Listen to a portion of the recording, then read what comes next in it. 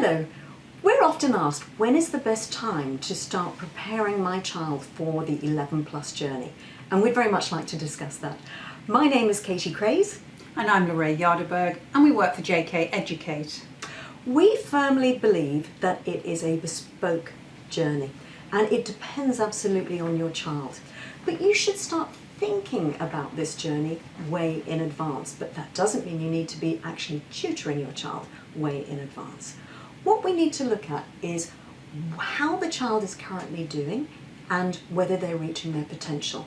And we usually recommend that a child gets assessed when they're around year 3 or year 4. Because if we find from the assessment that they're reaching their potential and they're doing very well, then nothing needs to be done until they start in year 5. And year 5 is the time when you start to have the tuition. And we always recommend about a year's journey. So a year before they sit their first exam is a time when they should start. It also depends on which schools the children are going for, because if they're going for the state selective or grammar schools, those exams tend to be a little bit earlier than the private schools. So if you're going for the state selectives, you might need to start a little bit earlier for that year. And if you're going for the privates, then the year can turn into a year and a half because you're going that extra term. But it's very important to make sure that you decide the right schools and that you don't start the tutoring too quickly, because you don't want your child to be bored, and we're very keen that you don't tutor for the sake of it.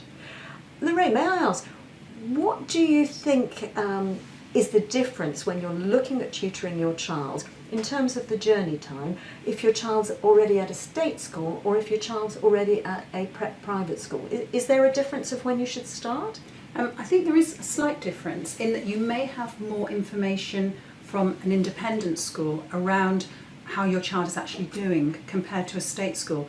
And the independent school may be more geared towards sitting for a 13 plus or an 11 plus, and so you'll have that bit more information.